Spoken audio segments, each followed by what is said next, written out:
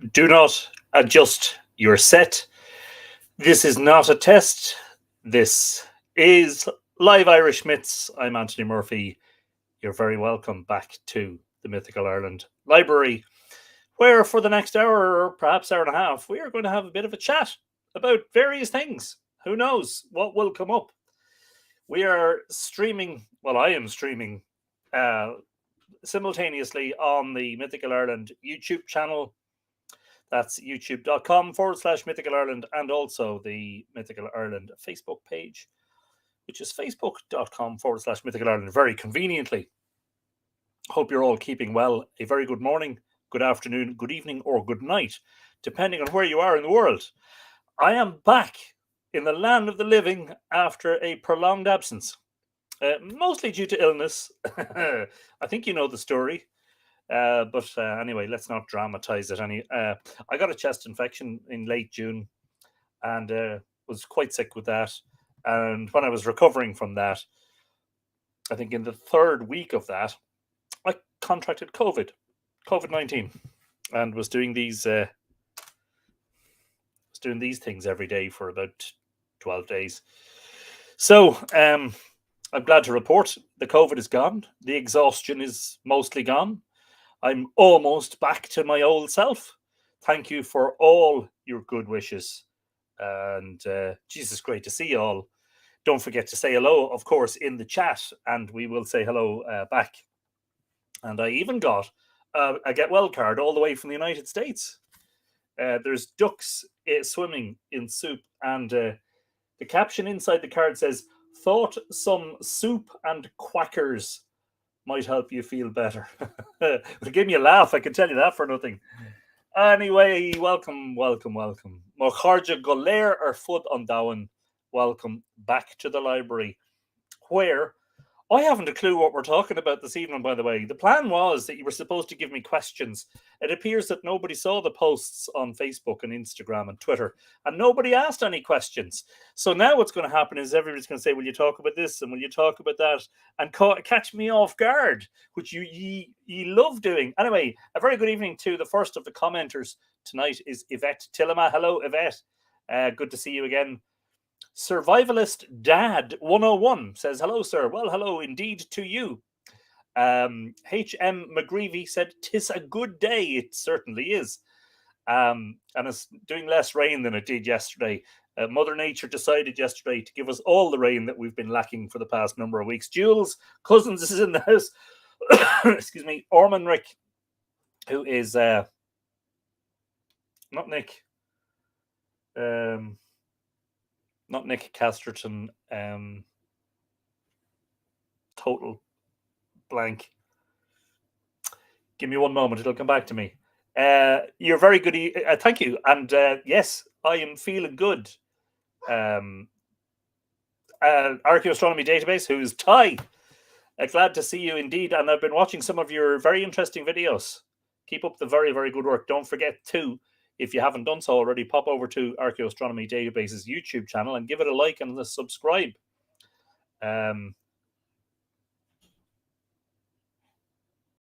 Alex. There you go. Liz Sanchez says, good afternoon, everybody. Glad you are feeling better. Yes, indeed. Oh, sure, look, I just wasn't in the form for doing live streams. I just was totally exhausted. But anyway, Doris O'Hara is in the house. A very, very good evening, afternoon, morning to you, Doris. Salav is here also. Would the real Anthony please stand up? Delighted to see you looking fresh. Well, thank you. I'm glad to hear that I am looking fresh and feeling it too. Of course, helping enormously with that was a lovely sojourn in the Dundalk area on Saturday for the first day of the Bridget's Way Pilgrimage 2022 in the wonderful company of Pádraig Ó Cumasci, which was a fabulous afternoon. And sure, I didn't want to go home. Ursula Badnell is saying hello. Hello there, Ursula. Welcome along. Adina Sparks. I'm not sure if we said hello already, but I'm also glad to be feeling better and to be among this superb company. Auntie Joe says hello from Colorado. Glad to be back. Yeah, glad definitely to having avoided COVID for 28 months. It finally caught up. It was 4 of us in the house who had it at the one time. Annette Peard is here. Delighted you're feeling up to scratch. Oh, sure, look, I could do a few laps of the Hill of Tara, Annette, just put it that way. And Scott Doherty, so glad to be here again. Missed you, Anthony, and the rest of the, I presume that's an autocorrect for Tua. Yes, look, I've missed it. So let's make up for lost time by having a bit of crack. The full Irish, Gary Giagwich, good to see you back. Bright eyes and bushy-tailed. Another fine day on the sod for Tala in the foothills of the Wicklow Mountains. I wonder, did you see any of the airplanes for the Bray air show? Apparently the red, what are they called? The Red Arrows? Couldn't fly because of rain on the runway. Wayne Bird says, good evening, Anthony, and all the good people listening. Good to see you back. Yes, indeed. Good to be back, Wayne. Thank you for your good wishes. And Janet, likewise. Up and about. Sure, look, it's hard. In Ireland, we have 2 versions of the one saying, which is, it's hard to keep a good thing down, or if you don't like the person, it's hard to keep a bad thing down. So delete as appropriate. Adele Perth, good morning to you. I've the opposite, COVID, now a chest infection. Well, just the main thing is look after yourself, plenty of rest, and drink gallons of water. And keep taking paracetamol. Adele, I hope that you're not too under the weather and that you recover soon. Best wishes to you from all of us. Mariana Dunn is in the house. So glad to see you're feeling better, Anthony. Yes, indeed. Back with some probably poor dad jokes and cringy pun moments. But anyway, Patricia McAteer says, delighted you're feeling a little better, but take it easy. Yes, indeed. And this is taking it easy because this is so enjoyable. Justificus, I think, are you the man whose name is Ron or Ronald? Congratulations on beating the virus. Well, sure, look, Alex, yes, indeed. I got it right eventually. The old brain, just needed a little bit of time to kind of crank into action. Karen Murphy Beglin, what a superb middle name, says, hi, Anthony Dahl. Good evening to you. Oh, Wayne Bird did send a question. Okay, let me look that up, because I would be very disappointed if somebody asked a question and didn't get a chance. There's no comments on that one. So maybe it was on the community, was it? Or was it on Instagram? Or was it on Twitter? I will find it. Definitely. Or you can post it in again as a comment here. Anne McCallum's in the house. Hello, Anton, and all the mighty Tua. Glad you're well recovered, Anthony, and hopefully everyone else in good form. I think I might even crack open a Smithwick's to celebrate. Whoa! Well, now that you mention it, just between us, this is the second bottle. The first bottle, which has been, I got them as Christmas presents. The first bottle was finished during COVID. Anybody wants to know what the real secret is to beating the virus? There you go. That's the one. Susan Scott says, so good to see you back. You've been missed by all. Thank you, Susan.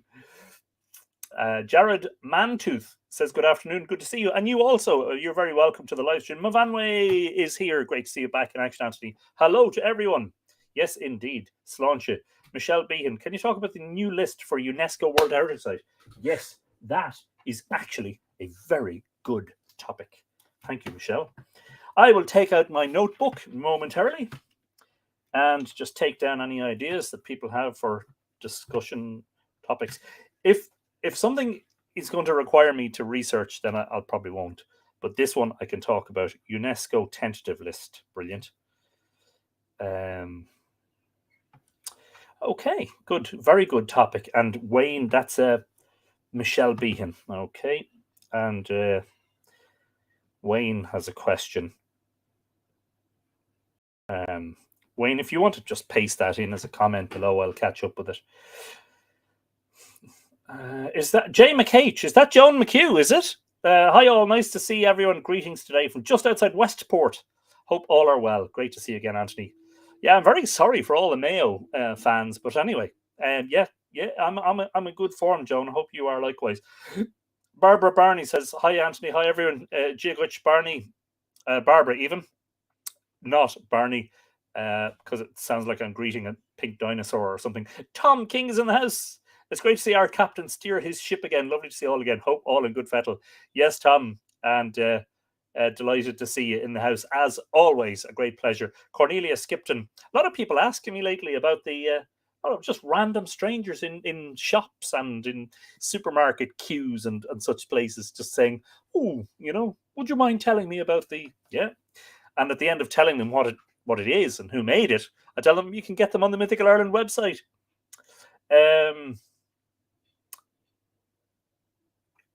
Gary saying he did see, yes, some of the air display. I'd say that was spectacular. Cornelia, thank you very much. And yes, good to be back. Angel Barboni, I have company, so I will watch later. That's perfectly okay. But we will say hello to you now, so you will see your hello later. Nick Eska-Casterton is in the house. Hello, Nick. Mark Gordon is in Iowa. A very good afternoon to you, Mark. Thank you, Angel. No makeup. You know, we don't do makeup on these live streams. No, and very little preparation. You know, but thank you. And yeah, look, I've had a month, or I sort of came down. The first day I was sick was the 20th of June, and the next day I did the talk in the library in Drogheda, and I was feeling a bit better, and I managed. But by the end of the night, my throat was very raw, and then it went downhill after that. Anyway, Brendan Byrne. Yes. Is it true that you lose your smell and taste and the ability to tell dad jokes? It is certainly true about the dad jokes. I lost my smell before that because I was congested with the chest infection. But thankfully, the taste buds are okay. I don't know why. I mean, it's just a coincidence that I'm holding this bottle. But I can tell you, I can taste this. I'll have a dram before the evening is out. Dara Sahara is in the house. Lexi Erickson is here. Barbara Murphy and I are back from ... Lexi, I hope you are recovered from the COVID, which I think you caught in Heathrow Airport. No surprise. What a crowded place. Yes, Justificus is Ron in Los Angeles. Question, any more info on the genetics? Ron.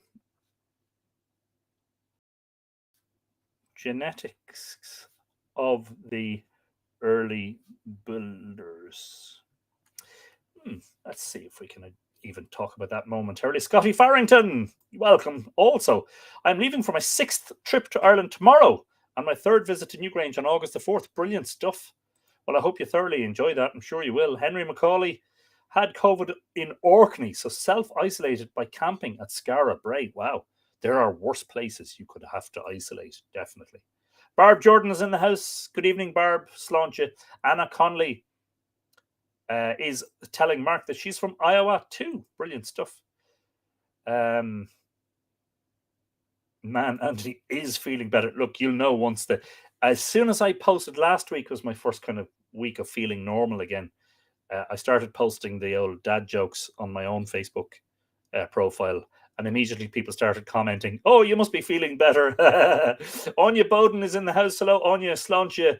Good evening. Laura Puente is here. Missed you and everyone. Greetings from Chicago. Well, it's a great pleasure to be back and to know that I was missed. Anne Garrity Smith is reminding me that there's an email that I didn't reply to, which I will either do this evening or in the morning.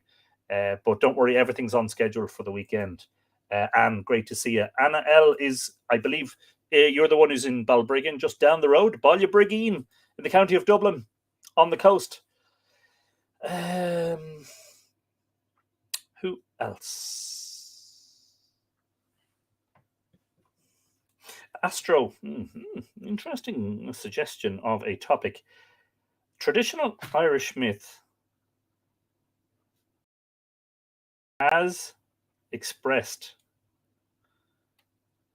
in modern Irish pagan culture.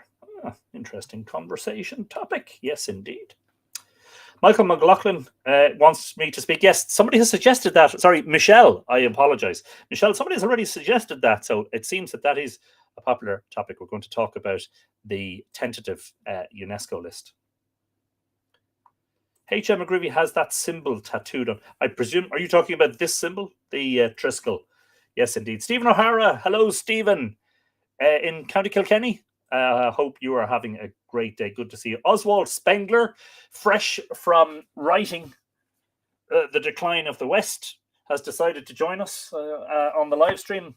I thought Oswald Spengler was dead a long time ago, but apparently there's another one. Greetings from Central Oregon. I think the East-West PNW political divide will almost approach the likeness of the Troubles.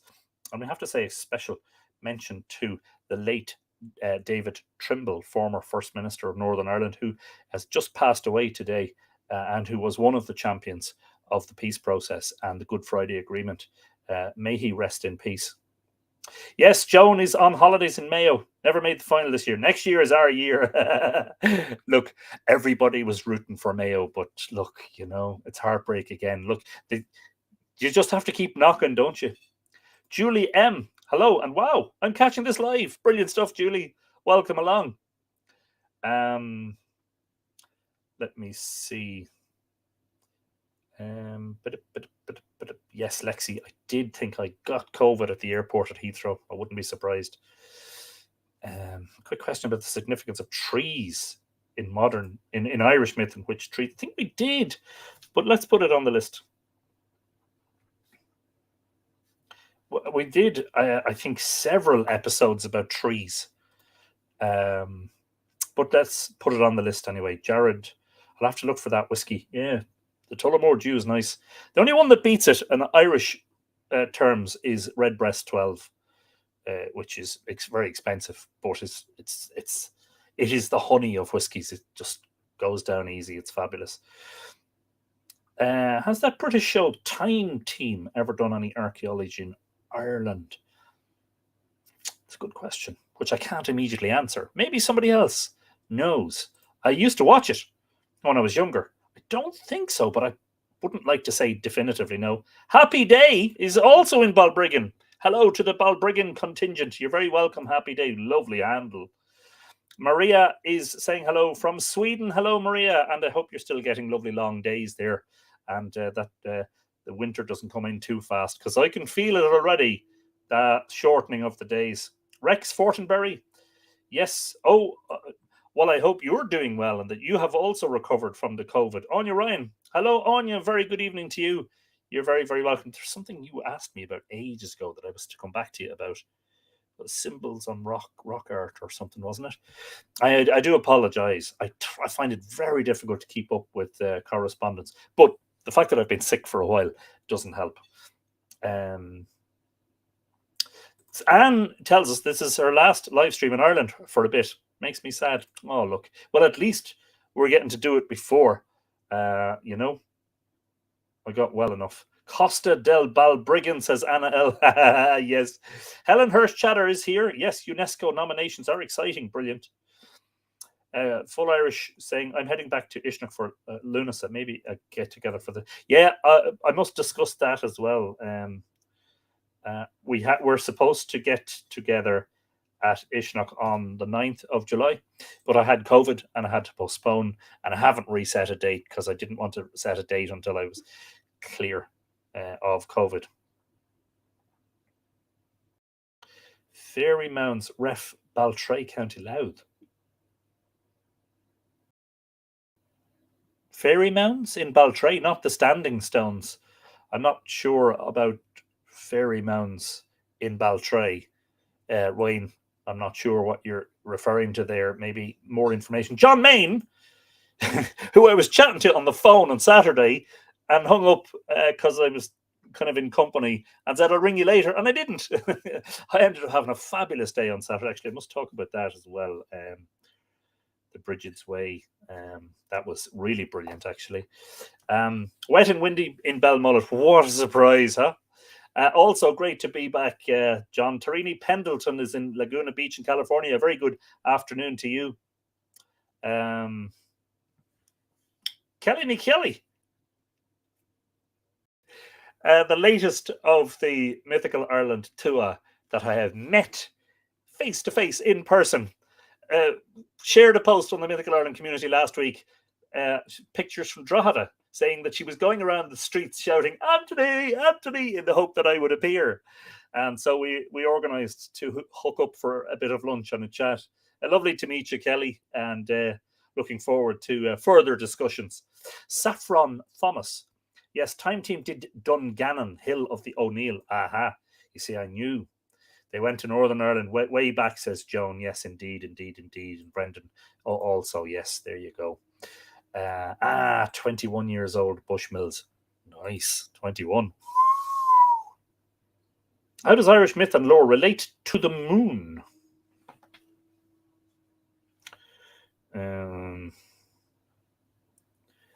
That's Jared Mantooth. Yes. That's a topic I'd be comfortable discussing. Teresa is in Oregon. Hello, Teresa. A very good afternoon to you. A huge contingent in the Pacific Northwest. Kelly, take note. Winter will be here, says Maria, in November after Samhain. Well, that's a good long way away yet, so happy days. Catherine Woodruff is in the house. Hello, Catherine. Yes, indeed. Garrett says, hello all. Hello, Garrett. A very good afternoon or good evening to you. Desiree is in the house. Me and Amadeus are happy you're feeling better. Me and the pup missed our live streams. Well, I know. What can I say? And hopefully Coda will give us a bark or two just to make you feel normal. Well, to make the dog feel normal, you know. Lots of comments. I don't want to miss anyone. Tinkle Tink. What do you think about the theory that Atlantis was in Antarctica and the land moved southwards and froze? I'll be honest, that's not a subject I could talk about with any degree of expertise. In fact, the only thing I can talk about in terms of Atlantis are the theories relating to the notion that Ireland may have been Atlantis, but I don't know. I'm not very well read on it, so I do apologize. As I said, this is why I don't like having ideas thrown at me live, because there are just things that I wouldn't be comfortable talking about because I don't have the knowledge. You know. Isabel says, "Gia glitch, Gia is Murragwitch." Isabel, a very good evening. AJ is saying hello and good evening from the Great Lakes. Brilliant stuff. A very good evening to you also. Some people in work call me AJ because my middle name is James, Anthony James. AJ. Are there any modern contemporary creations on the Irish landscape that are currently being made by pagans? Yeah, well, I'm not sure whether you could say they're being made by pagans, but there's Ackle-Henge, for instance, which is very controversial because it was built without planning permission. I'm not sure if the builder is a pagan.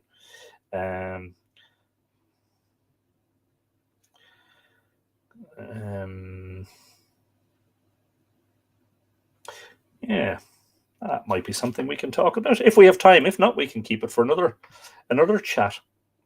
Okay, I think. Hey, Janet Moran says my family calls me AJ. There you go. Something strange going on today, isn't there? Anyway, yes, indeed. So let's get on with it because we're 21 minutes in, and you know, I don't want to keep you all night. Although we have to make up for lost time, so this episode by right should be probably about 5 hours long. Is that okay with everyone? 1 a.m. finish. Yeah, I don't think so, Anthony. Nice try. Hang on, right. Just make sure that the phone is not going to disturb us. I think, yeah, definitely I'm going to address the subject of the tentative list, which is interesting. Interesting because of what's on it, and interesting by contrast also because of what's not on it. So the royal sites are on it.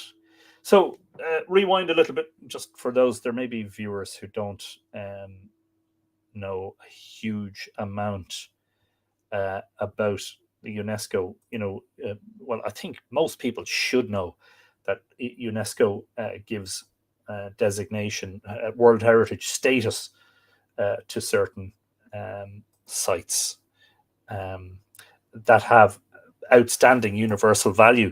Now, Brunebonia was added to the UNESCO World Heritage List in 1993.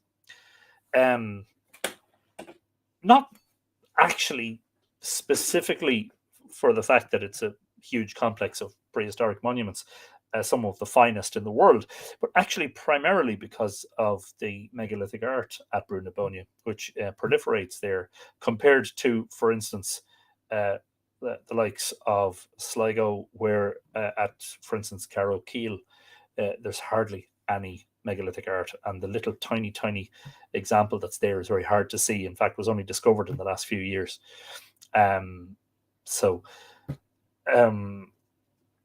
For a while now, there's been moves made to add more sites in Ireland to that list. Now, it has been decided that tentative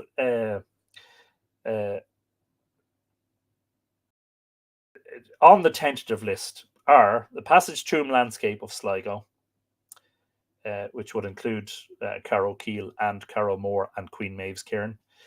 The Transatlantic Cable Ensemble, that's Valentia, Hearts Content, County Kerry, a serial transnational nomination with Canada. And I can't say much about that because actually I don't know very much about it.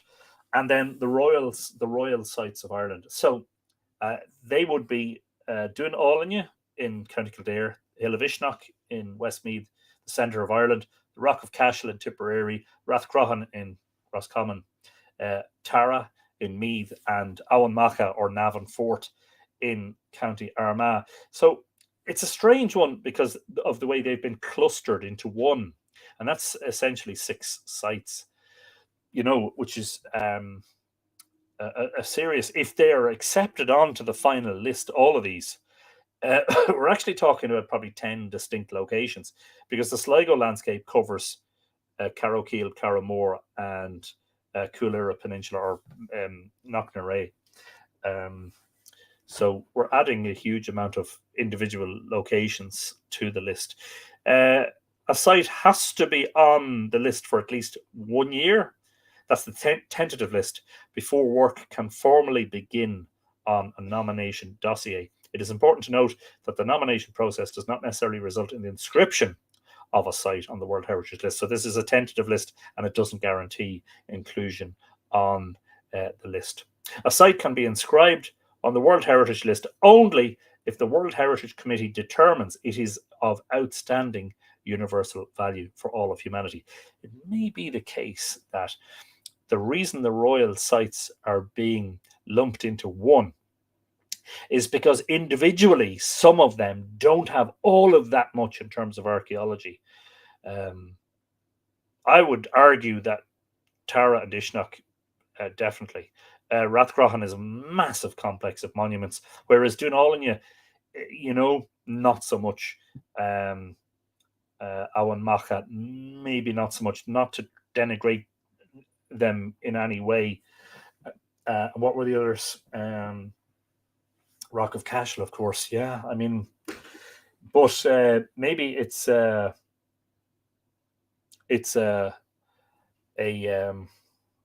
opportunity to get recognition for all of them. So it'll be interesting to see how it works out. The minister, I hate the fact, I have to be honest, I really, really despise the fact that heritage is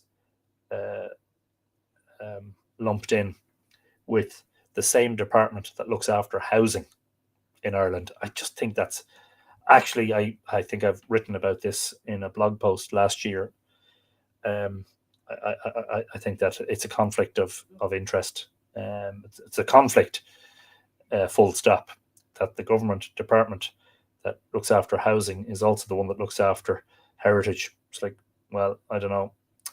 Given the bad need for housing and the amount of developments that are being given the go-ahead and the lack of care for a lot of archaeological sites in Ireland.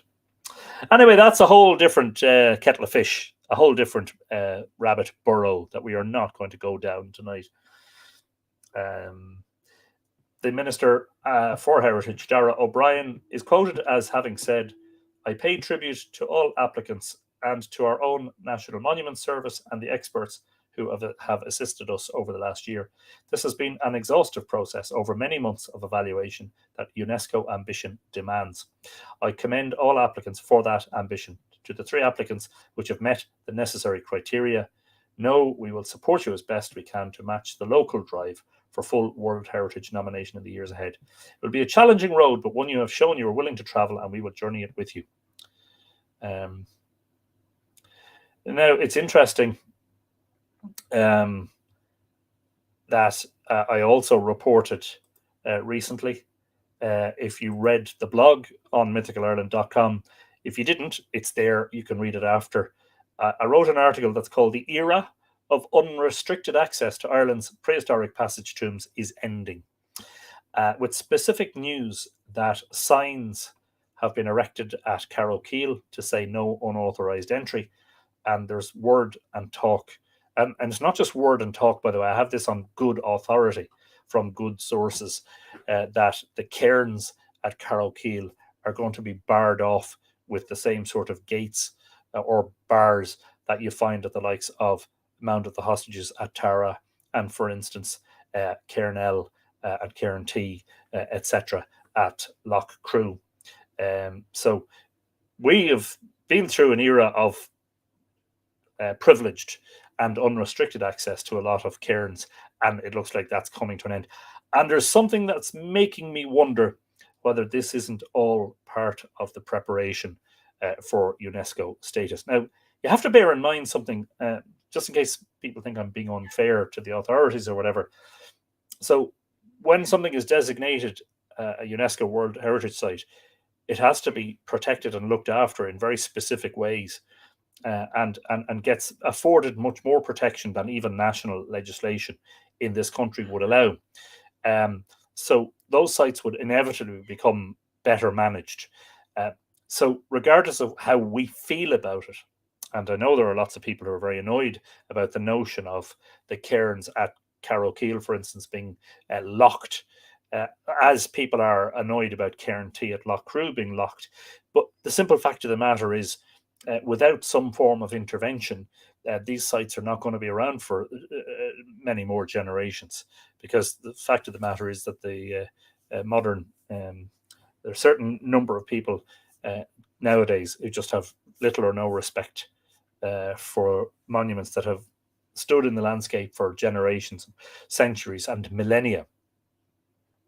So anyway, that's one of may call that a downside. One of the downsides of UNESCO status is restricted access. But, like, if you've been to Newgrange or Nouth, yeah, you have to book it and you have to pay for it and all the rest. But those sites are being properly managed. And that's the way it probably has to be, Adrian Beglin is in the house. I did notice you sneaking in late. Michael Trott is here. And yes, indeed, good evening to you. Good afternoon, Michael.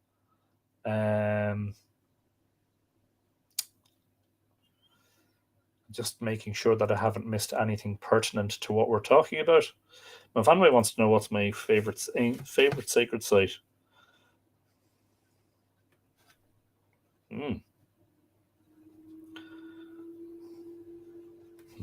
Interesting question. Not an easy one to answer either. Now,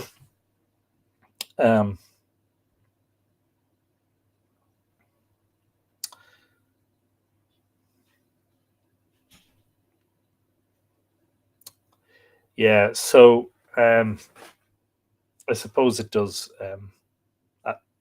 Management of sites does come with restrictions, but then we are looking after them on behalf of UNESCO for the whole of the world's population, not just for Irish people. Top three. Yes, indeed. Yes, that's easier. And I believe is Vicky is in the house, and Evan and Chile, I hope, are there too. A very good afternoon to you all. How good of you to join us. So I'm not sure if there are any further questions pertaining to the tentative list. A lot of work going on in the background on that. Balance that with the apparent lack of resources for monument management and care in general. And this not necessarily criticism, but my own, and I've written about this previously, again on the Mythical Ireland blog when I talked about vandalism. There's a post on there not too long ago. There is, honestly, somewhere. Yeah, the sad destruction of Ireland's prehistoric monuments is a long-running problem. Long blog post that I wrote, I think, in 2021, and yeah. So I would say that heritage and monuments are, the care of them is grossly underfunded in Ireland, and I know some people won't agree with that, and some people in monument protection might disagree with that, but that's my own feeling. A lot of very precious sites have been just left without any protection and without any intervention. The only intervention being the intervention of people wrecking them by walking all over them, or worse still, digging, as people have done at a cairn in Sligo, for instance,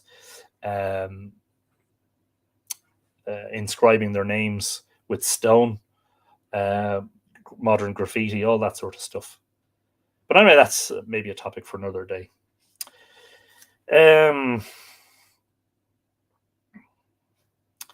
Ron, I'm not sure that this is Ron McFadden Justificus asked about any new information about genetics of the builders.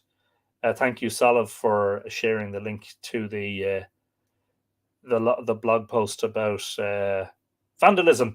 Yeah, the genetics. I'm not sure that there's a massive amount of new information, except for genetics has been probably that single branch of science that has given us more information than most other branches in the past decade, and in fact have, that information has revolutionized what we know about the people who built the monuments. So just in case people weren't aware, genetically the modern Irish population is descended from a Beaker/Bronze Age people who arrived. They had made their way across Europe gradually from the Pontic steppe. Their predecessors, the people who actually built the great monuments of Brú-na-Bóinne and Sligo and Loughcrew, etc., were a shorter, darker skinned, blue eyed people who had originated from Anatolia, what we would call Anatolia in Turkey, modern day Turkey. And there was a huge displacement, or actually replacement, with very little of the Neolithic genetics surviving, less than 10%, I believe. There's a much bigger body of data for Britain than Ireland, but Ireland, we're catching up. One of the problems, of course, if you watched DNA Culture with Moncon McGann and some of the things I was writing at the time of that fabulously interesting revelation about the genetics of the man buried in Newgrange, whose parents were brother and sister, first degree incestuous relationship. You'll know that. What was I going to say? What was the point of bringing that up? Well, first of all, yes, the point was that a lot of the bones found in passage tombs are cremated, and cremation destroys DNA evidence. So actually, the man whose DNA was sequenced, whose genome was sequenced from Newgrange, and the scientists call him NG10, was the only one of those buried in Newgrange not to be cremated. So something perhaps special about that. Anyway, I'm not sure that there's any brand new information, and that's just more my lack of knowledge. I'm not saying that there isn't, but the 2020 revelation, which again is covered in two blog posts at least on the blog. One is called, based on the original press release, called "Adult Male Buried in Newgrange Was Part of a Ruling Social Elite Major Study Finds." And thank you to somebody posted a link to Salovia. If somebody can do that again, that'd be great. And the other relating to the DNA was Newgrange and Inbreeding, 3 Ancient Myths about the monuments of Brú-na-Bóinne refer to occurrences of incest. And of course, if you follow the wonderful work of oh man, this is the worst thing about live TV and having stuff thrown at you, is just immediately forget.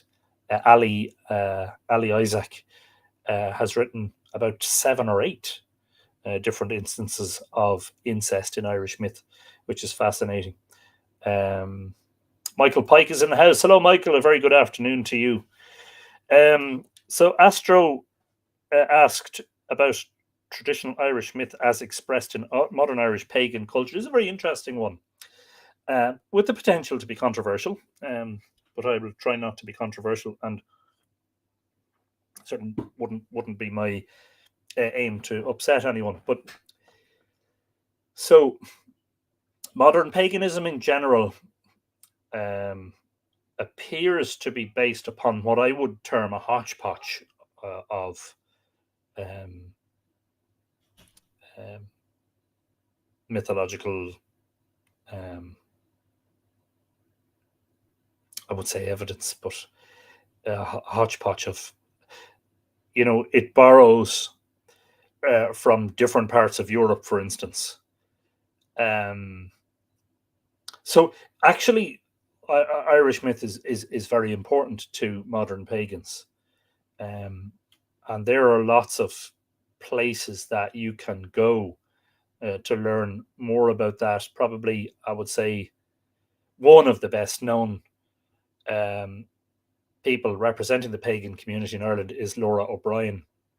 And you can find Laura very easily on Facebook and YouTube and on the internet. So you will also find, amidst all of that, I have to be careful. And the reason I'm being careful with this subject is a couple of people have fallen out with me over things I've said about modern paganism.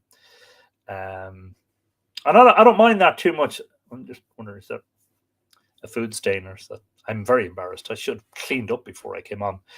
And I want to be careful not to denigrate people and their beliefs and all the rest, because I don't believe. I think people are more than entitled to have their beliefs. My only issue with, there you go, Desiree Coda is letting his presence be known. The only thing that I ask is that you don't try to shove your beliefs down other people's throats, and you don't try to insist to other people that you have some sort of universal truth.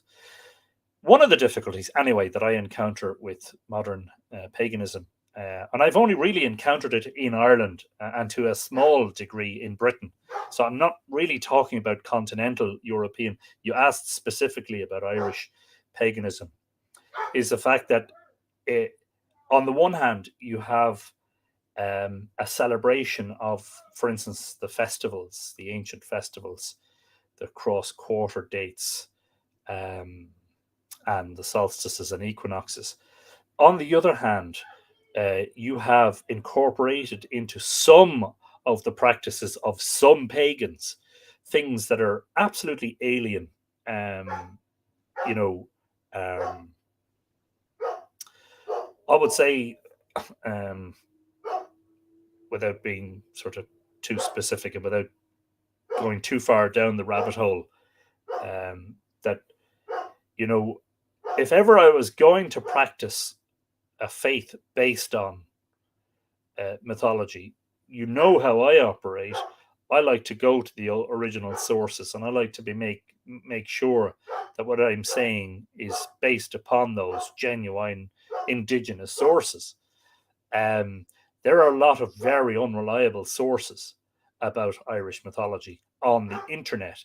This thing about do your research, it's very easy to find bad information. And actually, when you go back to the sources, they may contradict what you've come to believe about certain things.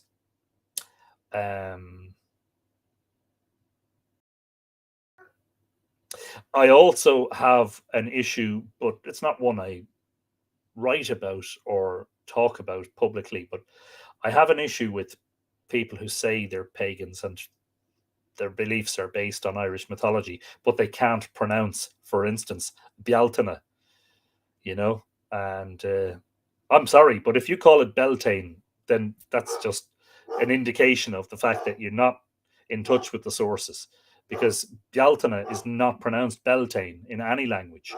Bealtaine is an Irish word, and that's how it's pronounced, Bealtaine, not Beltane, and Samhain I've heard being called Samhain. It's silly. It's like, no, I'm sorry, that's just not the way it's pronounced. Anyway, at the end of the day, each to their own. Um, I don't get too worked up about it. I don't believe that denigrating people's beliefs is conducive to. Um, what I wanted to do with Mythical Ireland all along was to promote interest in our heritage. I want to do that in a way that safeguards, as much as possible, um, the original um, stories and their meanings and the names. Uh, I want to be very careful that where I'm creating something from a story, that people know that this is a work of fiction or is an extension of. Whereas my nonfiction work is very, very heavily referenced. So at all times, you're able to go back to the original sources and see for yourself where the information is being drawn from and make up your own mind. Which is another thing I don't like about some um, scholars or researchers or writers in the modern pagan movement, is the lack of sources.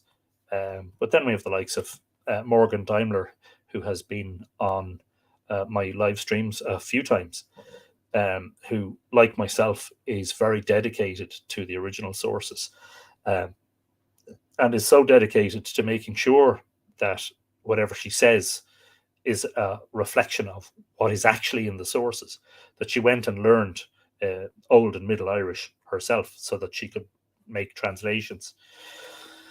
But anyway, anybody who knows me really well knows that I don't do what we call ceremony. That not that I'm massively against it or anything like that, but when I'm in company with groups at sacred sites and they're doing a ceremony, I tend to stand back from that. Just not something I do. I had enough of dogma and ritual in the Catholic Church as a youngster before I ever sort of understood what faith and spirituality actually meant to me without going back to it in another form. So probably my greatest criticism of some modern pagans is that they're actually preaching doctrine and ritual practice, which makes them, in my mind, uh, like just a new version of Catholicism. It's like the new priests and the new bishops. Of course, paganism is obviously got much less of an issue with gender than the traditional church, which is a great thing as far as I'm concerned. But anyway, probably best to leave that there. As I say, that is how I feel personally about it.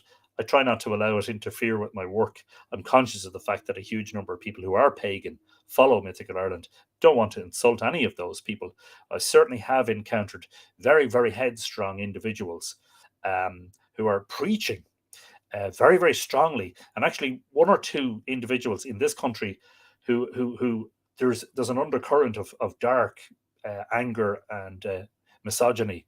I'm not going to, please do not draw me into identifying or naming, and do not attempt to do so yourself in the comments.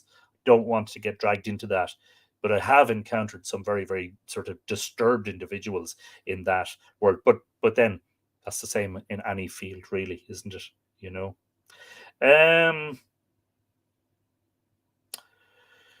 Yes.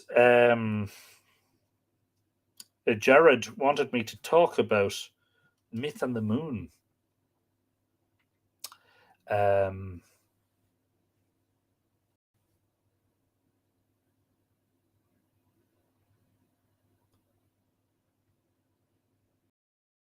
I think Coda was just letting us know that I think he was telling me to shut up, Anthony. That's a topic that just could end up becoming very controversial. It's like respect for people's beliefs and their freedom to choose what they believe.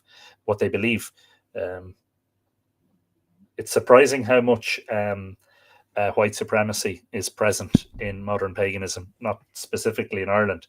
That's just sort of a general comment. I know this because at times when I have discussed um, um, race, and particularly dark-skinned people being in Ireland 30,000 years ago. I got some very nasty comments. I can tell you some very interesting communications from individuals that were clearly leaning towards white supremacy and racism. Anyway, let's leave that there. They're a small minority, thankfully. Most of the pagans I know are really nice people. Jared, the myth on the moon. Well, that's a big one. And if you haven't read it, Island of the Setting Sun would be a good place to start. But it's long been, I came to this whole area actually originally as an astronomer without knowing, uh, uh, uh, you know, uh, uh, okay, that's not nice. And there's no need for that. Um, no, I'm not going to read it out. Coming at it from an astronomical point of view, it became obvious to me, and which is something that I discussed. Also HM McGreevy is making a good point, and this is something that you need to be very careful about. Is that I would always be careful about anybody who speaks with certainty about ancient beliefs, ancient spirituality, and appears to have all of the answers and all very neatly laid out. And this is the whole truth and nothing but the truth and all of that. I'm much more tentative in everything I say. We can't really know, is the honest truth. And that is where I think there is a difference. There is a dichotomy between some of the practices of modern paganism and some of the things that may or may not have been practiced in prehistoric Ireland. The moon. I came to the conclusion early on that this notion that the Neolithic mound builders who erected these massive stone buildings, monuments, temples, tombs, whatever you want to call them, that there seemed to have been an opinion amongst a lot of scholars that they were a solar people obsessed with the sun. Absolutely, they were because they. Thank you, Pilar.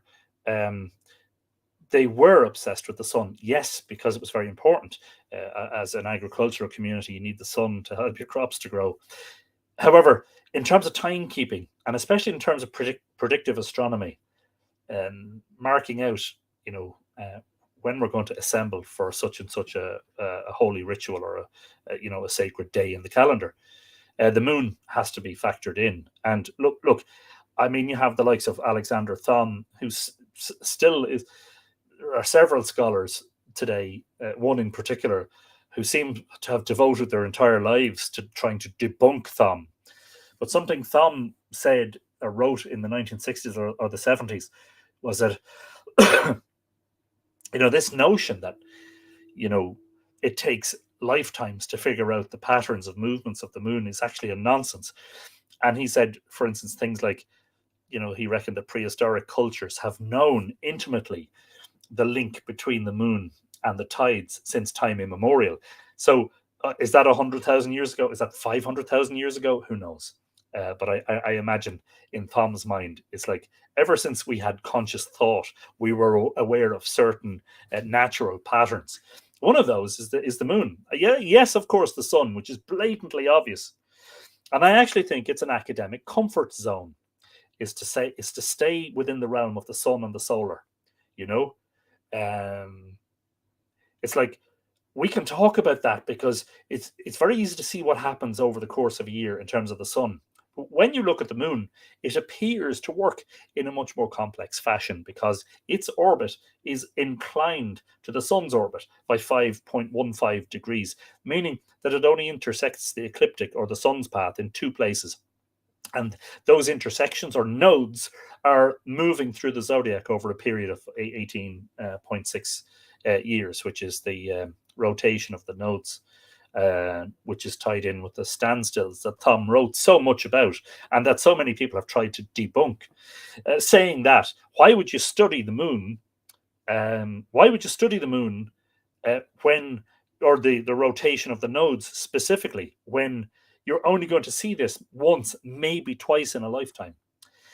And the answer to that is actually the moon is separated at its maximum from the ecliptic twice every month, every lunar month.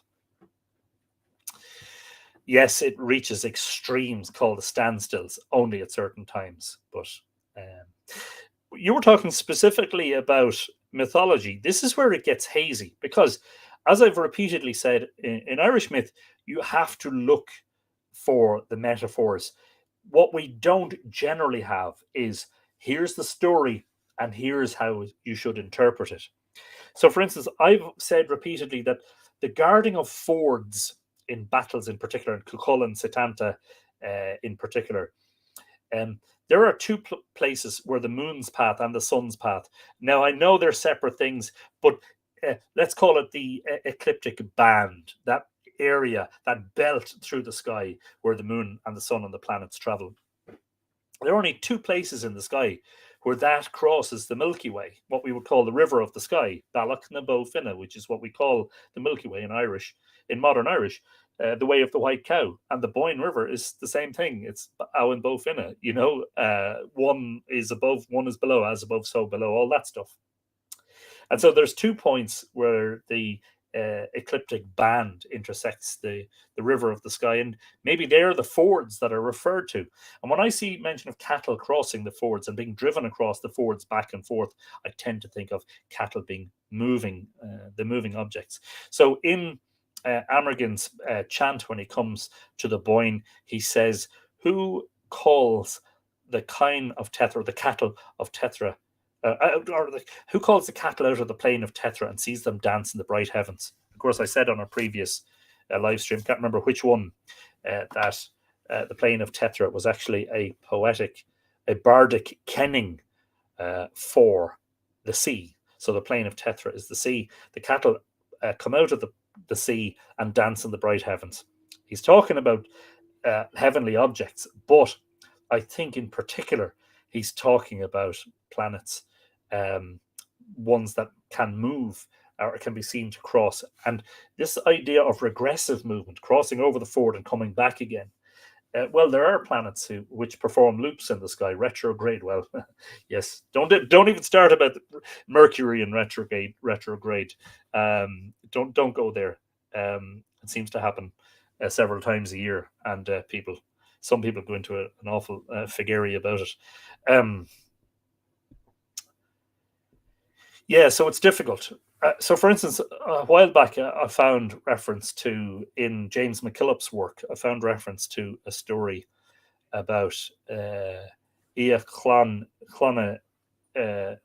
was it? No, sorry, Deirdre and the sons of Ishnach. And you know, when Deirdre and her lover Nisha were killed and buried, there were trees that grew up out of their graves, and the branches intermingled. And the king didn't like this. He wanted to separate them, and he buried them either side of a lake. And the same thing happened again. Thank you, Coda. Yeah. Okay, we'll move on to the next subject quickly after a minute. And the trees grew again, and the branches intertwined. And this is one of the few examples where you actually get the translation. This is a story that was being told in Nova Scotia, by the way, by Scottish immigrants who had arrived in that part of the world and brought the folklore with them, or the stories. But the explanation for that was that this was a story about the Milky Way, the twining branches. That if you look at the Milky Way, there's a dark rift, and it appears in sections to be made of separate streams, as it were, running up from the galactic center towards Cygnus. And that was the explanation for it. But what we don't have, unfortunately, is that sort of thing in general. And in general, you have to look for more subtle references, as it were, to things like the moon. Anyway, when you look at the megalithic art of Brú na Bóinne, you see what appear to be crescents and full moons. And you see certain stones, like the very famous calendar stone at Knowth, which appear to describe or to calculating part of the metonic cycle of the moon. And it all becomes very interesting. Can I prove any of it? Of course I cannot. However, I do think it's highly unlikely that an organized society that's building giant monuments such as those at Brunebonia, first of all, doesn't have some sort of a complex language in which to communicate. But secondly, that doesn't have an organized calendar, because how else are they supposed to bring this manual labor from far away? So we know, for instance, that materials for Newgrange were brought from long distance. I think the late Neolithic complex, Dronehenge and the Great Palisade and the other timber structures at Brunebonia, there are so many of them that this idea that they were built by a small local community doesn't hold any weight, that we're looking at a truly sort of national, if not international project, where people perhaps came from the likes of Orkney, the likes of Brittany, the likes of Stonehenge and Durrington Walls to help. Can I prove it again? No, I can't. Absolutely none of it. What it all boils down to, very simply, is the fact that it's very difficult to imagine a society that's organized rigorously around only the sun without reference to the movements of the moon. Movements of the moon, surprisingly, although apparently complex to the modern mind, because we're not taught the rotation of the nodes, we're not taught about the metonic cycle or how to actually visualize those things in modern times. The astronomy books do not deal with those subjects. Therefore, it's an alien concept to us. But in fact, you don't have to spend a lifetime studying it, because if you study the movements of the moon and the fact that the moon, 12 full moons in a year is 11 days short of a solar year, is 354 days. If you actually work it out ahead of time, you will be able to see that there is a point at which everything correlates.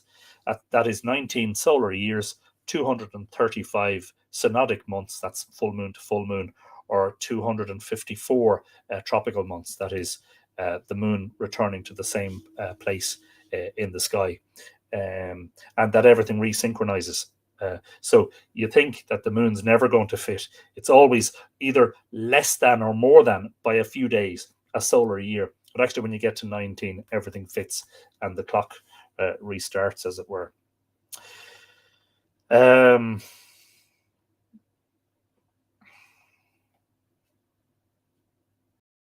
Movanwe wanted to know about, Donna is asking, how long has it been since those lunar concepts have been taught? Actually, not that long ago, I think, because in my book, Newgrange Monument to Immortality, I talked about, now he's very controversial, but Charles Valency, who was an 18th century scholar, he was a military surveyor.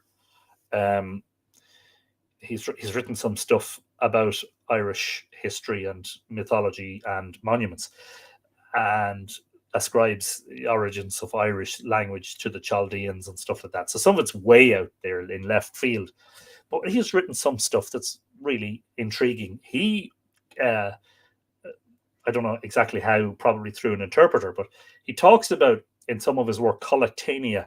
He wrote this massive series of tomes called Collectania de Rebus Hibernicus. And he spoke about meeting peasants in County Cork. And there was this particular man who had quite a complex knowledge of what we call the e-pacts. So the e-pacts are the church's way of working out this metonic, how to work out Easter.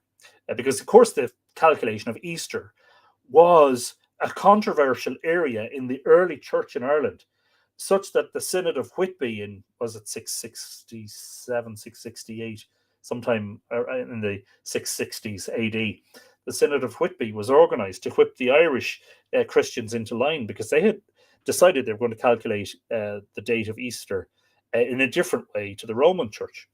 So this was a controversy 1500 or thereabouts, 1400 years ago, 1600 years ago, from the arrival of Christianity.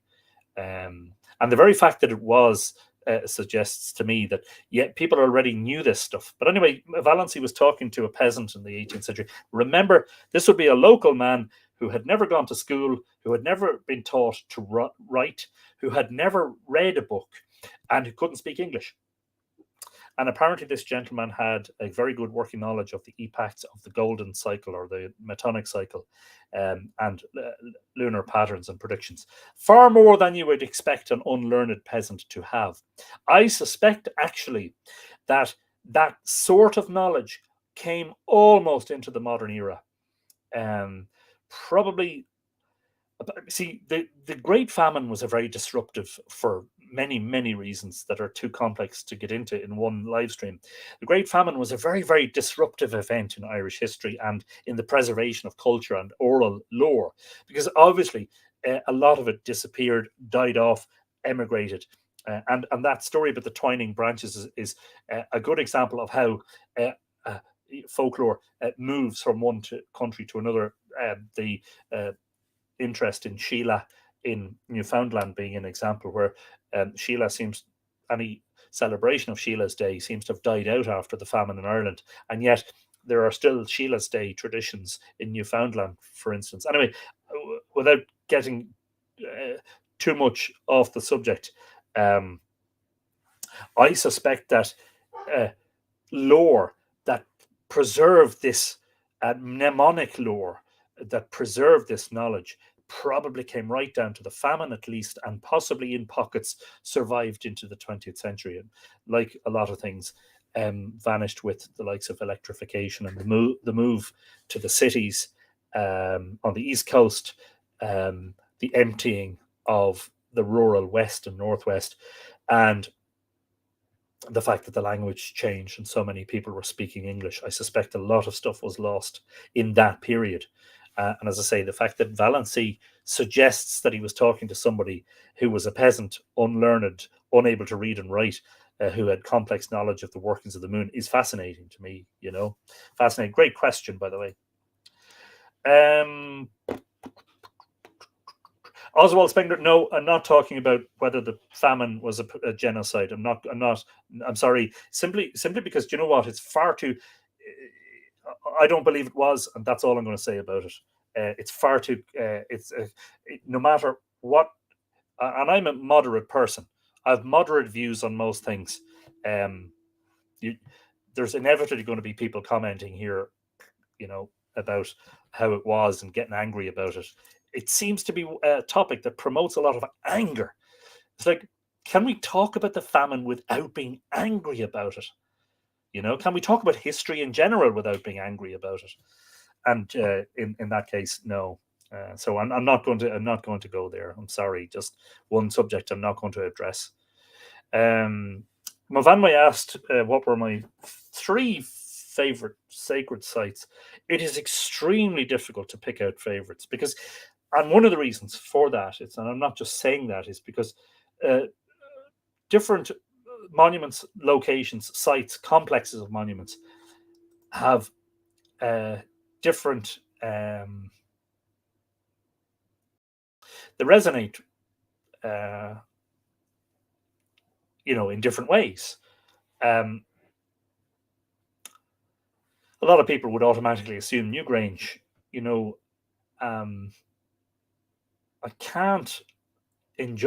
I'm not able to enjoy the intimacy with Newgrange that I'm able to enjoy with, for instance, Douth, or for instance, the cairns at Lough Crew, because I'm able to be at Douth regularly and at Lough Crew regularly, and be the only person there, and to be touching those monuments.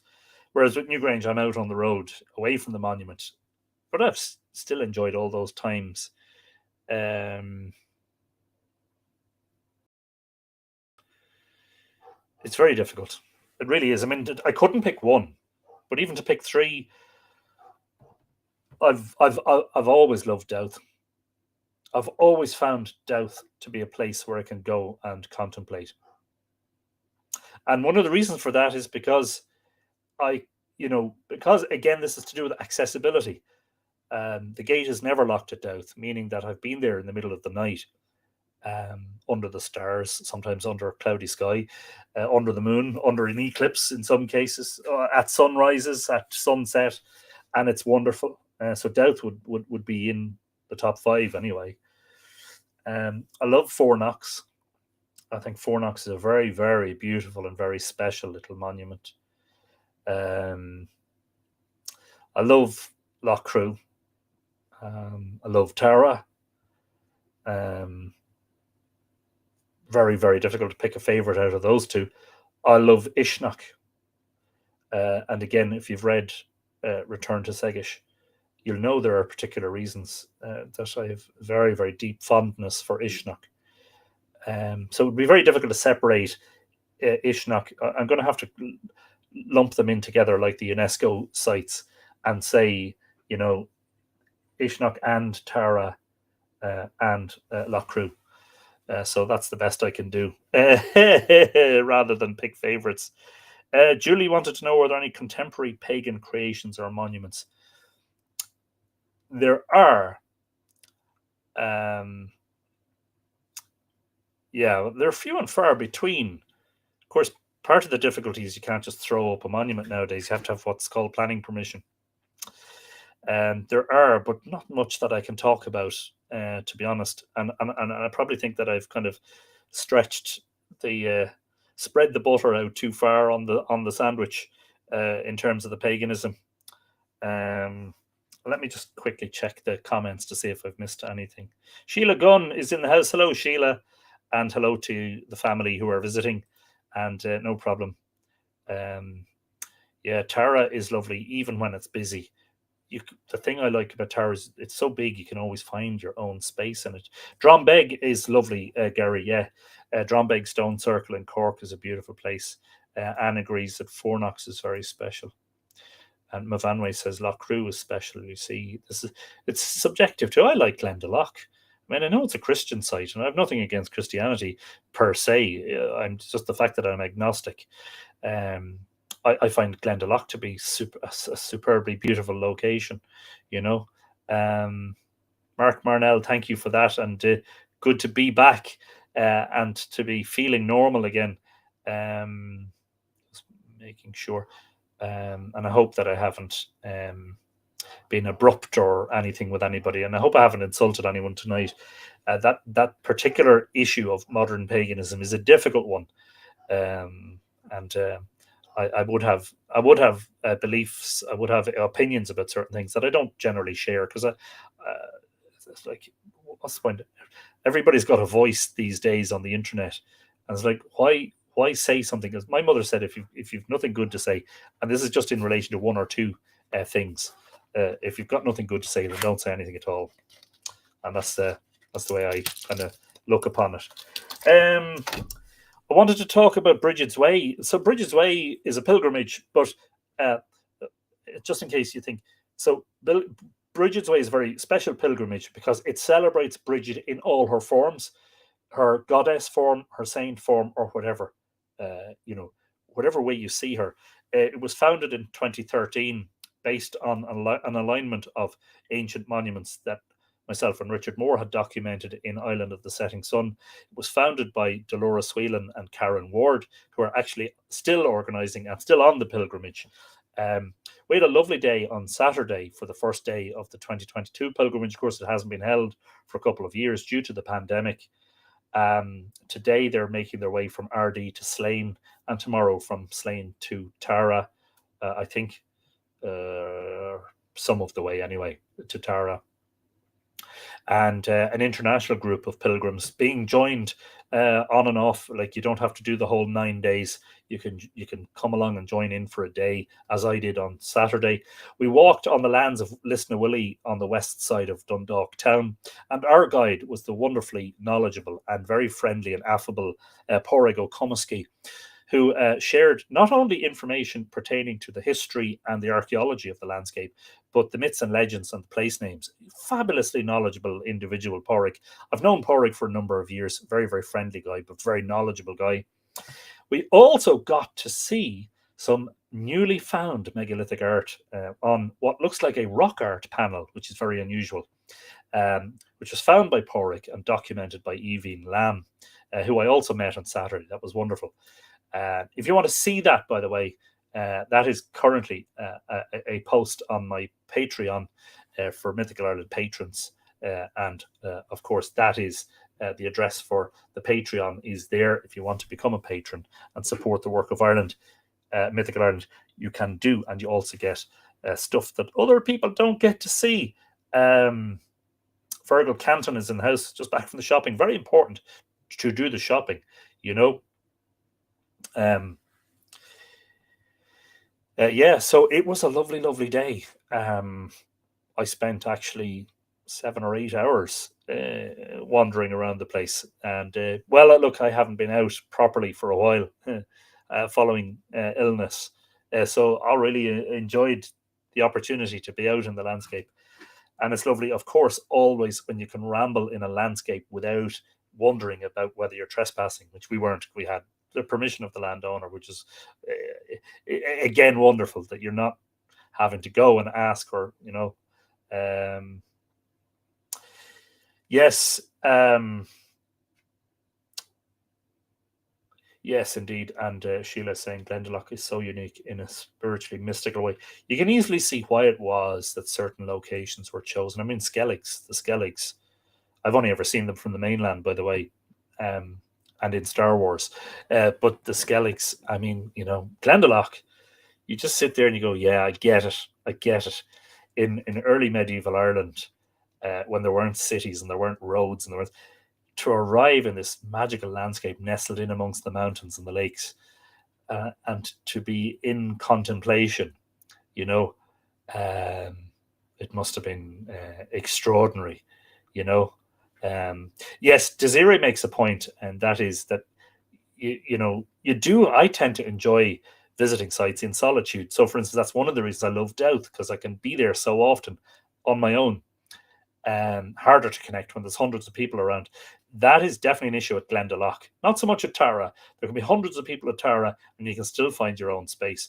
Glendalough, I think, is more difficult, except for if you go walking up the Spink or up on the mountain walks. H.M. McGreevy wants to know, what stories do we have? I'm not reading stories today, H.M. I was being prompted with questions and topics of discussion.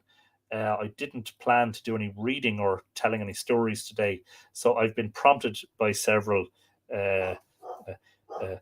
people. Now, in relation to Ishnock, as I said earlier, we had planned to have a get-together on Saturday, the 9th of July at Ishnock. I had to postpone that at relatively short notice on, I think it was the Wednesday of that week, when I tested positive for COVID. So I was hoping that we'd reschedule that. I was talking to Frances at Ishnock, and she said, look, no problem, we'll fit you in when you're ready. I didn't want to do that until I felt completely well again, to be honest. So I hope you understand. I'll announce that as soon as there's a firm date set for it, but hopefully that will be in the next few weeks.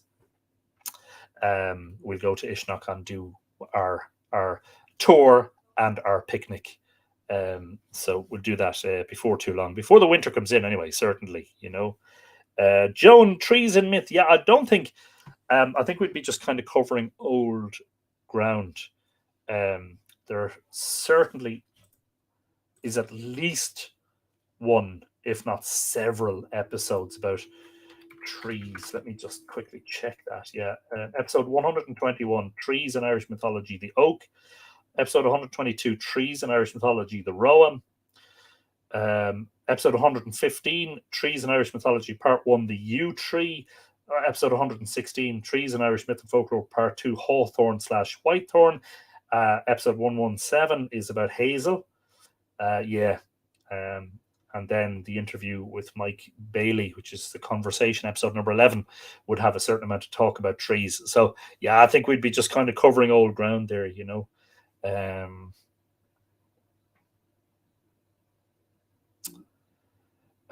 Now let me just check that there aren't any more. No, that's it. That's what I have on the list. I think I've covered off everything. And it's good just to chat and just to be prompted into, as much as anything, to kind of display my own sort of lack of knowledge, for reasons that I'll talk about again. I recently actually had to learn a lot more about something I didn't know much about, and that was the Battle of the Boyne. a 17th century event. My knowledge of Irish history since the arrival of the Normans is not actually as comprehensive or as good as people would suspect it to be or expect it to be. I wasn't very astute as a history student when I was in school.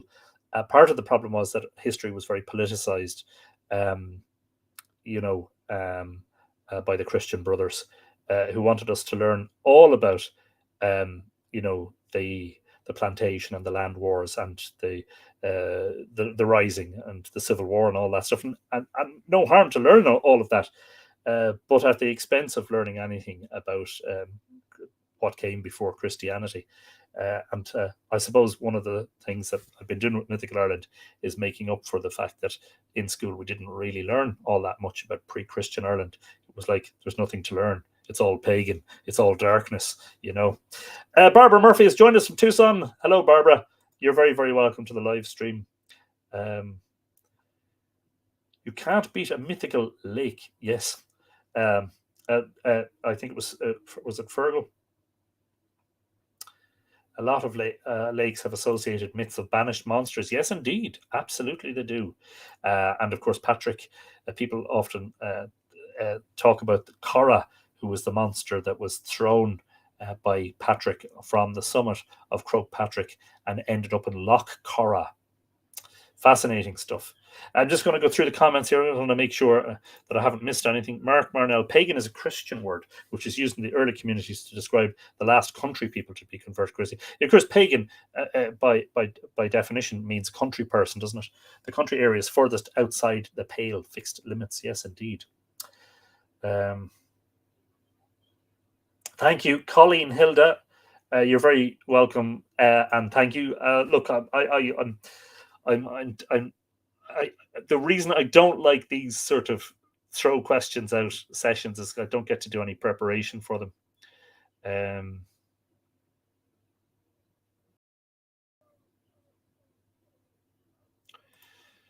Oswald wants to know: is the New Age movement a greater or lesser threat to real mythology scholarship than the anti-pagan event? Believe it or not, do you know what? There's an argument to be made that some of them are a greater threat, regardless of, because some of these people are so full of bile and hatred of the church that they don't accept for a moment that the Christian scribes saved a lot of Irish mythology from oblivion.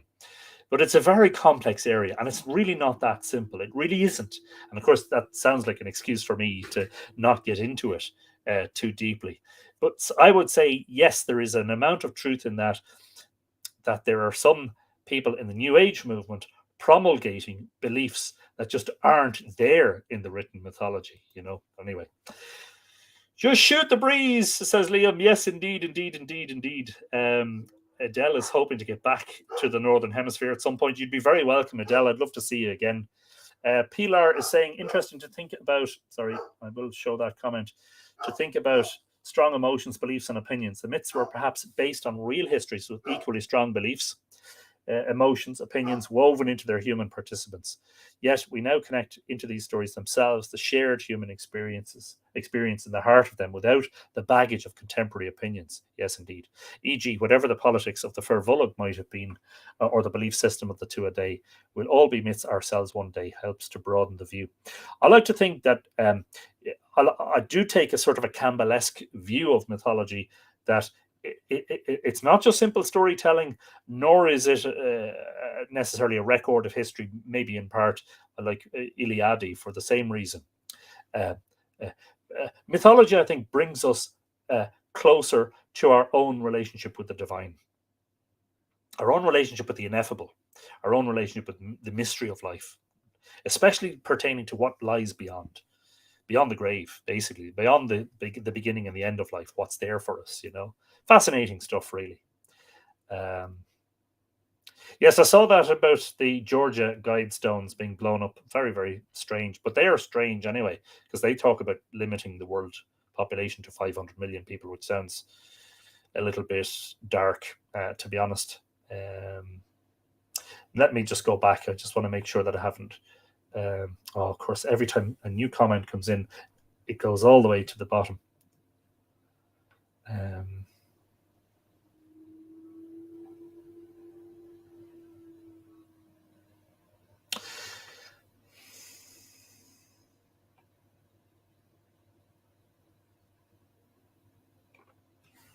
yeah, as Salva was talking about the idea of doing a Zoom again to actually have a conversation, which would be lovely. And I still haven't forgotten we're supposed to do a quiz. I'm just so terribly organized. Um,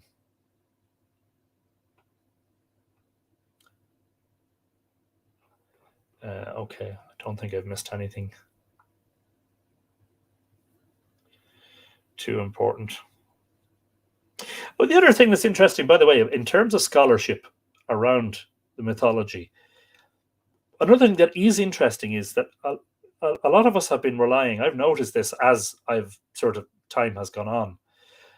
We've been relying on scholarly translations of mythology, but if you actually look, and there are several articles pertaining to this on Patreon for Mythical Ireland patrons.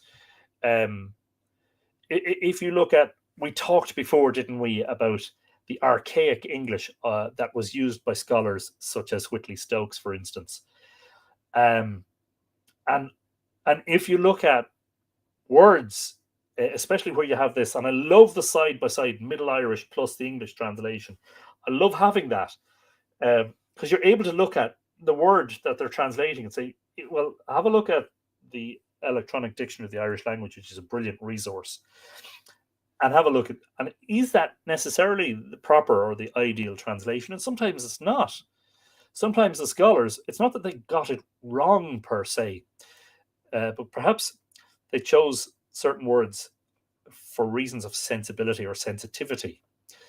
Um, and of course, remember that scholars may bring their own religious or spiritual bias, uh, and so when you see something being translated, it's just something to be interested or to be wary of. I'll give you an example, and this is an article. There's an article about this on Patreon. That's the address again there, just beneath us here. When Midger came back to Brunabonia after Angus had taken Newgrange or Sheed and Broga from Elkmar, there was a row broke out among the boys who were playing in front of Newgrange, and Midger said, "Angus, don't go down. I'll go down. I'll sort it out." And Midger decided he was going to intervene. But what happened was that one of the boys threw. If you read the Tuchmark thing, one of the boys threw a sprig of holly at Midger and knocked his eye out. And Midger went to Angus with his eye in his hand and said, "Oh," and started complaining bitterly about the fact that he had come back and demanding recompense, by the way, from Angus for this injury. Angus, of course, got Dian Kecht, the leech or the physician or the healer of the Danan, to sort out Midger, but Midger was still looking for compensation afterwards. Anyway, that word from that word sprig, I thought, how unusual that somebody could throw a sprig of holly at somebody and knock their eye out. That's ridiculous. Actually, the Irish word was ber, B-E-R. Also, B-I-R, I believe, might be the modern Irish. And one, that can mean a stake or a spear or a skewer or a sprig. And I thought sprig was the worst word to translate it from. That it was highly unlikely that a sprig of holly would knock someone's eye out, but a spear of holly, it was actually a spear of holly, not a sprig of holly, that knocked his eye out. And that made much more sense. One of the things that taught me was the possibility, and that's all it is a possibility, it's a speculation on my part, that the boys were playing rough games. They weren't just kicking a ball around the place. These were violent games, and they were playing them in the henges. That's another article on Patreon, by the way. Kathy May is here. Back to my classroom. Glad you're well and back, Anthony. Well, it is my great pleasure to be back, Kathy, and to see you. And hopefully we'll see you next week if we don't see you between now and then. Brendan Byrne, your point, Anthony, that much of our oral tradition and storytelling was lost because of the famine is something I'd failed to see and is very valid. Yeah, so in conjunction, it's bigger than that, Brendan, but that was a significant part of it. Not so much in the east, although the language was a barrier in the east, because a lot of people in the Pale, as it were, in this side of the country, it seemed that English and the speaking of English was associated with the prosperous towns on the east coast, and the speaking of Irish was associated with the less prosperous areas of the west. And that's a generalization that historians will come along and destroy probably in the space of a few sentences. But the other thing that we should not forget is the influence of the planters. So, for instance, one of the things we learned on Saturday, which was fascinating, was that the lands at Lisnawilly in Dundalk had come into the hands of the Cox family, who were, I think, originally Scottish Presbyterians. So the planters, especially of the 17th century, who came to Ireland. If they were Presbyterian, they were usually Scottish, or vice versa. If they were Scottish, they were usually Presbyterian. If they're English, they were Anglican. But the Coxes originally came to an area of Armagh called the Derry Hale, which is apparently why there was a hotel in Dundalk for decades called the Derry Hale Hotel, because it was very close to the Coxes' demesne lands. Funnily enough, some lore about monuments on that land. Remember, this was land that had come into the hands of planters several centuries back, in the middle of the 1600s, middle of the 17th century. There was lore pertaining to three standing stones representing the burial places of Cuchulainn, Emer, his wife, and Connla, his son, that had been preserved by the family living on the land. How great an influence is that? Where, for instance, in areas where the planters came in and people were evicted and dispossessed of their land. Well, what happened, 17th century and afterwards, was that association of lore with those particular locations was broken. That people were evicted from land. So that's another factor in that whole thing, was how you break that bond, and how does that become reconnected again if there aren't those indigenous links, those generational links of families telling story generation after generation after generation, that they live in close to a lish or a ring fort, or they live close to a standing stone or a bull lawn, or whatever it happens to be, a mound. And they're saying, oh, well, the story of that mound is that there's a headless warrior buried under it, and that this story is preserved generations. But if that family gets kicked off the land, and the land becomes part of a demesne, so that's another issue that I had forgotten to throw in there. And interestingly, Newgrange could have been destroyed by a Scottish planter, who was Charles Campbell, who rented the lands at Newgrange beginning in the late 1690s. Of course, following that defeat in the Battle of the Boyne, depends on which side you look at it from, the Jacobites being defeated by the Williamites. The crazy thing about the Battle of the Boyne being that one of the many fascinating things about the Battle of the Boyne being that William of Orange, who became William III when he took the crown of England, joint sovereignty with his wife Mary. His wife Mary was James II's daughter. And William's mother was James II's sister. So James was William's uncle and father-in-law. It's just ridiculous, They should have. The Battle of the Boyne should never have been called the Battle of the Boyne. It should have been called the Battle of Dundalk, because that's where they first met. But William wasn't in Ireland at the time. That was 1689. This is one of the things I've been learning about the Battle of the Boyne. And in charge of the Williamites at the time in Ireland was the Duke of Schomberg, Marshal Schomberg, who was a very, very decorated and very experienced war veteran, having fought in 5 or 6 countries on the continent, including Germany and Holland. German-born military strategist. But funny enough, when the armies of William and James met at Dundalk, Schomberg was apparently indecisive and flustered about the strategy. And also, disease infected the camp. And so the Williamite army under Schomberg retreated into Ulster to overwinter there, somewhere safer. Pádraig O'Commesky told us on Saturday that he reckoned the main reason for the fact that disease came upon the soldiers encamped at Dundalk was because Dundalk is a lot of lowland, which is very marshy. And just very moist, and the sort of place you'd imagine pathogens would thrive. Anyway, right? William was very disappointed with Schomberg, expected a quick and decisive defeat of the Jacobites. William said, well, for feck's sake, I'll have to come over there myself and fight the battle myself.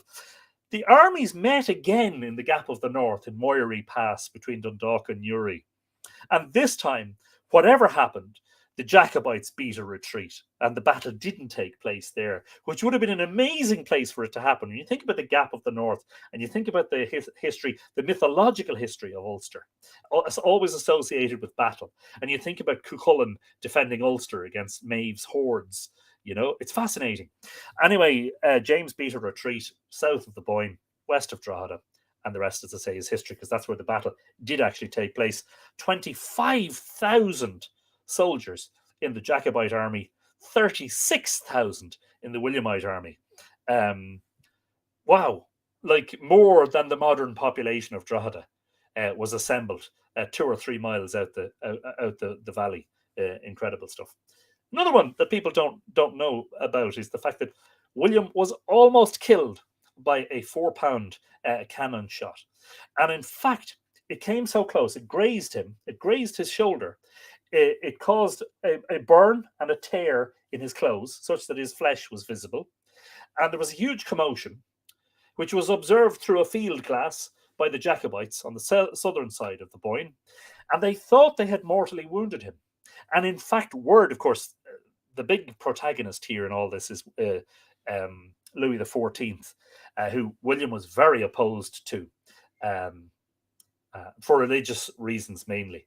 But word went back to France that William had been killed at the battle, before the battle had even taken place. But rumours of his demise were much exaggerated. He hadn't been killed at all, and he brushed it off. He was in pain, and he needed medical assistance eventually after a number of hours. But he brushed it off, put a cloak over his shoulders and said, carry on, Fascinating stuff. Yeah, too many wars. Absolutely.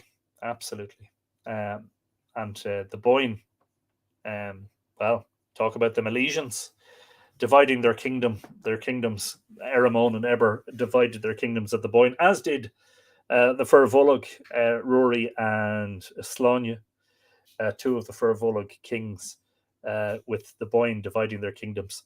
It's fascinating because at one time Ulster came all the way to the Boyne, because the province of Oriel would have been considered part of Ulster and would have come all the way down to the Boyne. So the Boyne actually divided Ulster from Leinster. It's fascinating stuff. But anyway, yeah, William of Orange almost lost his life before the battle. The Boyne began. But Schomberg was killed in the Battle of the Boyne, by the way. But he had been, I suppose, probably to an extent demoted, or at least William wasn't very fond of him after his failure at Dundalk the previous year, And there's Pádraig O'Commesky there now, just talking about him. Yeah, fascinating stuff. Yeah, it was. I don't know how long you've been there, Pádraig, but I didn't want to go home on Saturday evening. I had such a lovely day. It was thoroughly engaging, thoroughly fascinating. It was brilliant. It was the best way to come out of a COVID situation and being sick for a month, to walk the lands with you and to hear all that wonderful knowledge. But anyway, I've been talking about the fact that the Battle of the Boyne should never have been called the Battle of the Boyne. It really should have been the Battle of Dundalk. Had Schomberg been able to get his act together the previous year, whether for good or for bad, whether for a victory or a defeat, things could have been very, very different. But anyway, it just goes to show you how close things come. Because if William had been killed by that cannonball before the battle really begun at the Boyne, who knows how that could have changed Irish history. Amazing stuff, you know. Okay, we are over an hour and a half at this stage. If there are no more questions, oh, Emer Stassen is in the house. I didn't know you were there, Emer. A very good afternoon, or good evening, should I say. I find it interesting that Newgrange was rediscovered in 1699, 9 years after the Battle of the Boyne, like the ancients were crying out for peace. And believe it or not, fascinatingly, it was the intervention of a Welsh antiquarian, Edward Lloyd, that prevented the wholesale destruction of Newgrange. Because one thing, and I don't want to generalize, but it seems that the planters quite often had very little respect for the lore, the folklore, the mythology, and especially the superstitions that the locals had around monuments, the indigenous people. And so Campbell's attitude was go up there to that heap of stones and use those stones for building my farmhouses and my roads. And that's often the way it went. Such as Ireland's Stonehenge at Carnbeg outside Dundalk was destroyed. I believe the beginning of the end of that was when the Armagh, Dundalk to Armagh road was built there in 1778, because it actually dissected the monument and the stones were just used as road metal. But we are so, so glad that it was the intervention of Lloyd that prevented the wholesale destruction of Newgrange. Lloyd must have, although I don't think there's any record of correspondence between them that survives, but I reckon Lloyd must have had words with Campbell and said, look, leave this place alone. Go and find your stone somewhere else, you know. If the stones could talk, yes, indeed, Brendan. Salve saying a master stonemason friend and colleague actually lives in a house that's living room was the command point of King William of Orange at the Battle of Boyne. Yes, indeed. And Porrig was pointing out to us certain locations intimately associated with the Williamite camp in Dundalk while we were there, which is fascinating.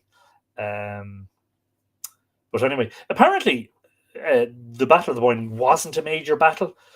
Not that it was necessarily just a skirmish either, but it wasn't that full-on engagement that you would expect when there are 36 and 25, 61,000 soldiers. Wow. I mean, that's a big army, you know.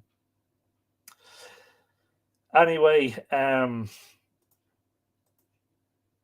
just making sure that I haven't missed any comments on the Mythical Ireland community, which 61,000 soldiers. Wow. Apologies.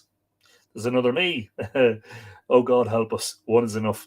Just want to check that I'm not missing any comments on the Mythical Ireland community where Joe Butler shared the live video. Thank you, Joe. 38 Fahrenheit, says Elaine Dent Lingenfelter. No. 38 Celsius, I presume you mean. Our hottest during the hot spell was 31. Although my car said it was 34, but the car thermometers are not reliable because they're in a heat. No, there's no questions there. But yeah, no, you can keep the 38. You know, it's cooler here now anyway, so we can send a bit of it over. Thank goodness the bruise survived. The stones hold the secrets. Yes, indeed, Emer. There's something about that, isn't there? It's fascinating. A lot of monuments in the vicinity of Dundalk were greatly vandalized or completely destroyed. Ireland Stonehenge was one of those. Basically disappeared from the landscape, documented in the middle of the 18th century, and by the early 20th century had completely vanished, such that the scholars of the early 1900s didn't actually know its precise location because they couldn't find any record of it. Fascinating stuff. 104 in New Mexico now. Oh my God. Time to climb in the icebox and shut the door, as the ad used to say. I don't know what that ad was for. It was something to do with heat and cold anyway. Yes, indeed. All right, then. I think we'll leave it there. It's so good to be back. Danby, would you recommend any books with great bibliography for getting into some of the very oldest Irish literature, generally of the more mythological type? You wouldn't even necessarily have to go and get a book. There are great sources online. The aforementioned Dictionary of the Irish Language, which is dil.ie, is brilliant. The Celt Project has a huge amount of stuff there at UCC online. one that's brilliant in terms of sources, and a lot of cases there are links to PDFs. Um, would be vanhamel.nl. It's a brilliant, brilliant resource for uh, um, links to the good sources, as it were, the scholarly sources.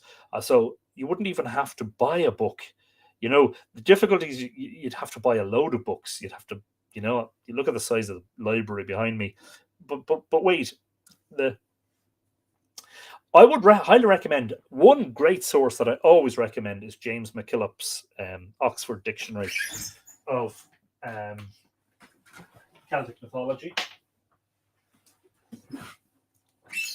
which is a brilliant resource. And at the end of every entry, there's a list of sources. Um, you know, so that would be very good. And also the Encyclopedia of Myth by the late Dahi O'Hogan would be similarly brilliant. They'd be great places to start. Always highly recommended. Let me just make sure. Robert Friend is in the house. I'm not sure if we said hello earlier, Robert, but you're very welcome. Morgan Daimler is a good author with direct translation from the manuscripts. Very, very, very true. Gary, her work is very good. Anthony Murphy, we all like buying books. Yeah, I know. Yes, I shouldn't discourage people from buying books, but the point is that there is a huge amount of very reliable information online. Just be careful not to hit the wrong websites. That's the thing. Great stuff. Dan says, all noted. Thank you, Elaine and Adrian. Even if we shouldn't, says Mavanwa. Yeah. Yes. I have reached the point where I'm out of space in here for books, and I'm going to have to start storing them elsewhere. And don't forget, Anthony, we are claiming you also. Haha. Oh yeah. That whole Dundalk thing. Yeah. Let's not talk about that on a live stream, shall we? No. It's perfectly okay. Bookstores seem to be getting more scarce these days, sadly. Yeah, I know. If you're in Ireland, the old bookshop on the Hill of Tara is such a fabulous, fabulous place. I hate going into it because I know I'm going to come out with less money in my wallet, but I love going into it because I know I'm going to come out with a treasure.